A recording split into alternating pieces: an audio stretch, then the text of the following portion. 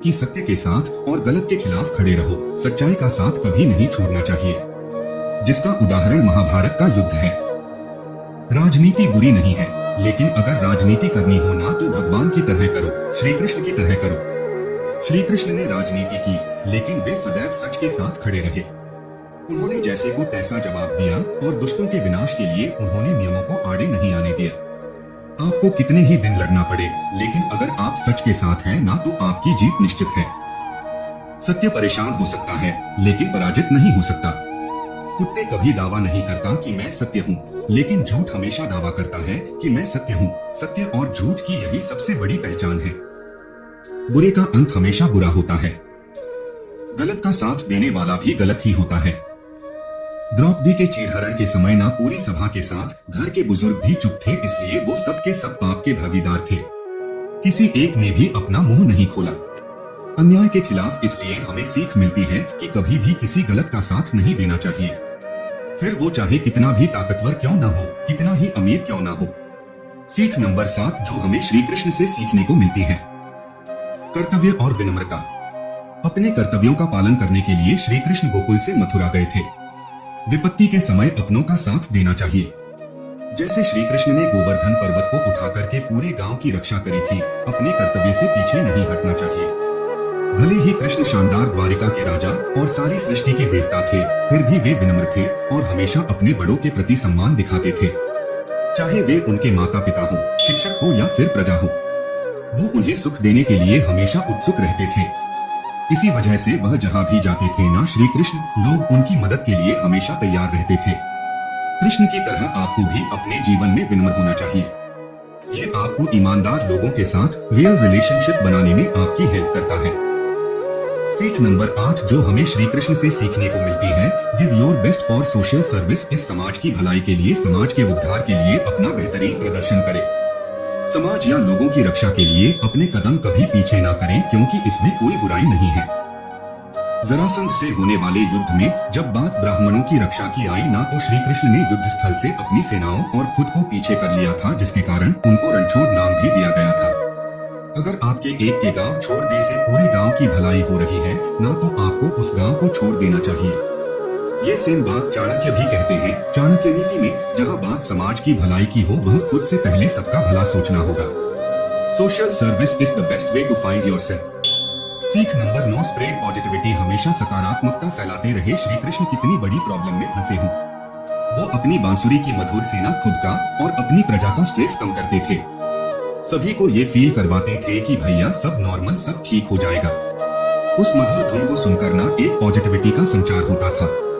ऐसे ही आपको अपने आसपास का माहौल बना के रखना है, जिससे आप और आपके आसपास के लोग बिना किसी तनाव के, बिना किसी बोझ काम कर सके। इससे आपका रिजल्ट भी बढ़ेगा, उनका रिजल्ट बढ़ेगा और मेहनत ज्यादा इफेक्टिव तरीके से हो पाएगी। जैसे घोंसले करके उड़ा नहीं जा सकता, ना गिरने की संभावना होती है, वैसे दिमाग पर अगर स्ट्रेस का बोझ रहेगा तो कैसे कोई अपना काम ठीक कर पाएगा। इसलिए अपनी वाणी से और अपने कर्म से अपने आसपास पॉजिटिविटी बना के रखे हैं। सीख नंबर 10 जो हमें श्री कृष्ण से सीखने को मिलती है, निस्वार्थ प्रेम। श्री कृष्ण ने पृथ्वी के हर प्राणी और प्रकृति से प्रेम करना सिखाया है। उन्होंने अपनी दोनों माताओं से, अपने ग्वाले मित्रों से, अपनी गायों से, गोकुल वासियों से, प्रकृति से सका।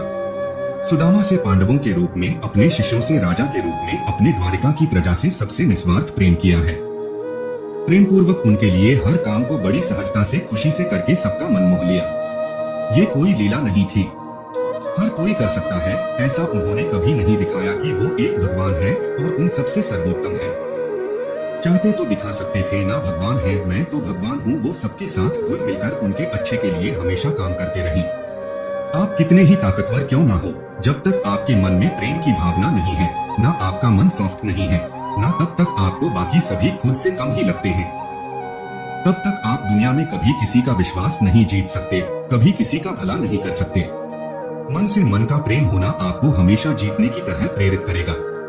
सीख नंबर 11 जो आपको भगवान श्री कृष्ण से सीखनी चाहिए, policy advisor with better planning. ये क्वालिटी उनकी यह खूबी थी, उनकी नीति और कूटनीति के ज्ञान में। श्री कृष्ण से अच्छा कोई सलाहकार नहीं हो सकता।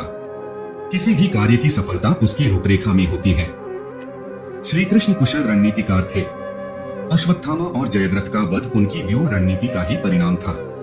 आपके पास किसी भी काम को करने की अगर पूरी प्लानिंग है ना, तो काम कंप्लीट होने तक आप उससे पीछे मत हटो। व्यक्ति जो चाहे बन सकता है यदि विश्वास के साथ अपने टारगेट्स पर लगातार फोकस रहे। किसी भी काम को करने से पहले आपके मन में उसकी आउटलाइन तैयार होनी चाहिए। बुरे से बुरा और अच्छे से अच्छा दोनों केस को लेकर के आपको प्लानिंग करनी चाहिए, तभी टॉपिक सफल प्लानर बन पाएंगे। सफल इंसान बन पाएंगे राजनीति में जब सामने वाला शक्तिशाली हो ना, तो कूटनीति से काम लेना चाहिए। जैसा श्री कृष्ण ने लिया plan, sir nothing but planning is everything. Plan हर किसी के पास होता है, लेकिन प्लानिंग बनाना बहुत बड़ी चीज होती है। सीख नंबर 12 जो हमें श्री कृष्ण से सीखने को मिलती है, साहस, सफलता और दूरदर्शिता की कलाम। श्री कृष्ण ने पांडवों को समझाया कि हिम्मत मत हारो, पूरी कोशिश करो। कुरुक्षेत्र के युद्ध में अर्जुन की अंतरात्मा अपने ही परिजनों, पूर्वजों और गुरुओं को मारने के विचारों से बहुत परेशान थी। धन उसको रख दिया साइड में कि भैया मैं तो नहीं लड़ूंगा, लड़ने से मना कर दिया। श्री कृष्ण ने फिर भगवत गीता का ज्ञान दिया। उन्होंने कहा कि मैं इस ब्रह्मांड का एकमात्र निर्माता हूँ, चाहूँ तो सुदर्शन चक्कर से शत्रुओं का पल भर में सहन कर सकता हूँ, लेकिन मैं आने वाली पीढ़ी को कर्म और साहस का महत्व सीखना चाहता हूँ, और इस काम को अर्जुन तुमसे बढ़िया और कोई इंसान नहीं कर सकता। उन्होंने आगे कहा कि अपना कर्तव्य करो, परिणाम से प्रेरित मत हो, कभी भी जीत जाने तक की यात्रा का आनंद लो, हार जाने तक की यात्रा का भी आनंद लो, हार गए तो उसका भी आनंद लो। और अंत में उन्होंने अर्जुन को दुश्मनों से लड़ने और नष्ट करने के लिए मना लिया, और महाभारत जैसे महान युद्ध में श्री कृष्ण की गाइडेंस की वजह से पांडवों की जीत हुई, सत्य की जीत हुई, न्याय की जीत हुई। दूरदर्शिता कौरवों के पास बहुत ज्यादा सेना थी, बहुत ताकतवर उनकी सेना मानी जाती थी, बहुत बड़ी सेना थी, महारथी थे बड़े बड़े, लेकिन क्या हुआ, पांडवों से नहीं जीत पाए। क्यों? क्योंकि श्री कृष्ण कौरवों के रण कौशल से परिचित पांडवों को इसी आधार पर जीत का तरीका समझाया। उन्होंने कि भैया गौरव इस चीज में माहिर हैं, तुम्हें ऐसा करना है, इंसान को समय देख करके चलना चाहिए, बदलते समय को समझना चाहिए, समय बदलता जरूर है, आप जैसे आज है ना वैसे कल नहीं रहेंगे, देर लगेगी मगर सही होगा, आपको कोशिश करनी है। बदलाव को समझने की दिन बुरे हैं, आपकी जिंदगी बुरी नहीं है, ये वक्त भी गुजर जाएगा।